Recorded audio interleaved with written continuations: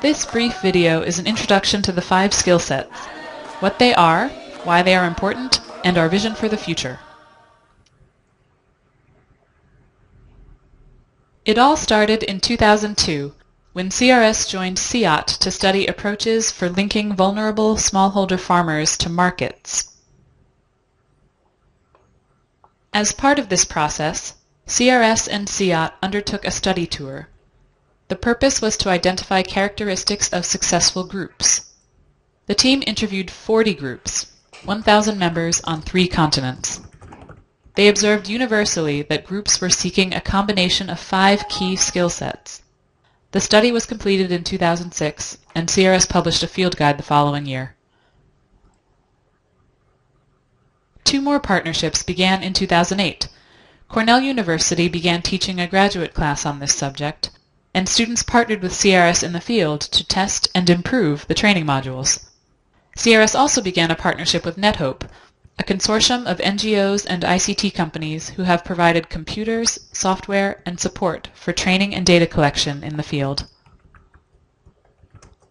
The following year, training modules and data gathering forms were adapted and loaded to ruggedized computers. The system was tested in the field. Also, in 2009, our work was recognized by 2 scientific publications. The study was published in the International Journal of Agricultural Sustainability, and also as a chapter in a book published by the African Soil Fertility Network. Development of the training modules and implementation is continuing in Africa, India, and South America. Jeff Heinrich will talk about each of the skill sets that was identified in the study in a bit more detail. A detailed rationale for why multiple skill sets are important is provided in the publications, but probably the easiest way to think about it is to ask yourself what skills you might need if you were to start an agriculture-based business.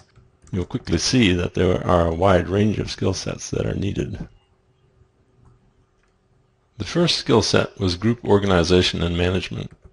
We're talking here about small groups of 20 to 25 people. If they're going to stay together and manage themselves effectively over time, they need to adhere to the principles of good self-governance, and they need to be able to set and achieve common objectives. A second set of skills was savings and financial management. These are absolutely vital for individuals and groups to successfully move out of poverty. What we're talking about here is that individuals within a group contribute small amounts on a regular basis to a group savings fund. And when that fund is sufficiently large, they start making small loans to individuals within the group. The poor face adversity every day. In an emergency, for example when a child is sick, they either need to get money on credit or they need to sell their assets, their chickens and their goats. Obviously, if they regularly have to sell their assets, they can never accumulate assets to move out of poverty. So access to savings and credit provides an absolutely vital buffer. And while they're savings and managing their funds within these groups, they're also learning a lot about other important financial skills.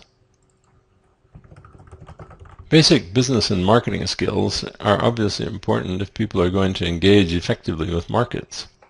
What we're talking about here is that in addition to basic numeracy and bookkeeping skills, group members need to be able to identify what are real and authentic market opportunities within their area, and then they need to understand the value chains associated with those commodities in order to understand the best entry points for them and their group. The fourth skill set was technology and innovation. As soon as groups become involved in business, they understand that they need to access and apply new technology. The reason for this is that they immediately need to improve their productivity, their profitability, and often their product quality in order to stay competitive.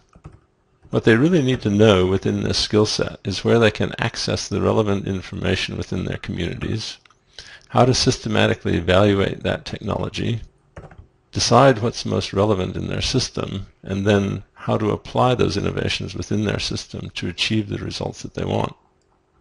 One thing to consider within this process is the potential power of the Internet. The fifth skill set involved natural resource management.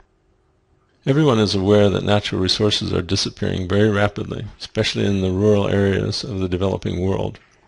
Forests and trees, water resources, soil and soil fertility are all in rapid decline, and when they are gone, so are the potential livelihoods of rural populations. Rural communities have a great need to understand the principles and methods for protecting the productivity of their existing resources, and even better, to enhance the productivity of the resources that are available to them. When they understand the principles of natural resource management and the options that are available, they can work with those to design their own systems. Often, the potential to improve livelihoods in this way is enormous. One key observation is that while no individual skill set is new in itself, the fact that they are all required in combination is new, and it requires a different way of working with groups. What types of benefits can we expect from combining multiple skill sets? Since the concept is relatively new and we have only recently started applying it systematically, the results are a little difficult to quantify. However, the best example that we have to date may be illustrative of what we can expect. It comes from a project in Tanzania. This case study has been published by CRS and is available from the CRS website, shown here. In brief, over a 2-year period in 2006 and 2007, groups already trained in basic marketing skills were also trained in 2 new skills, group management and savings and financial management. The introduction of these 2 new skills led to several important outcomes. A 4-fold increase in the volume of product sold collectively, from 500 metric tons a year to over 2,000 metric tons a year, an increase of 30 to 50% in the price received for the product, an increase in the number of participants in the collective marketing process, from less than 5,000 to more than 9,000 farmers. And in 2007, new farmer group associations negotiated chickpea sales in excess of $500,000 US. CRS has gained many lessons learned from this, and it has also led us to ask new questions about the real impact of these skills for farmer group performance. Based on this experience and the experiences of some of our sister agencies, we believe the potential from combining skill sets is enormous. CRS and several other agencies in the Agri-Enterprise Learning Alliance for Southern and Eastern Africa are now collecting case studies in order to conduct a systematic analysis to quantify the actual benefits of this multiple skill set approach. Our vision is that at a country program level, there will be vast networks of empowered groups who are managing their own development and simultaneously accessing information and communication technology.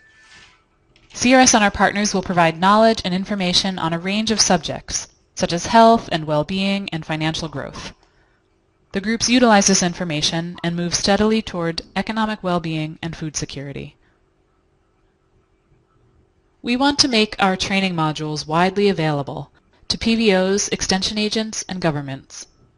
These could also be added to school curricula so that children in rural areas would grow up with a well-rounded set of life skills, enabling them to have healthy and productive lives. We are also currently developing guidance on how to include the skill sets into our programs. For more information, visit the Agriculture and Environment site on CRS Global or contact Jeff Heinrich or Dina Brick.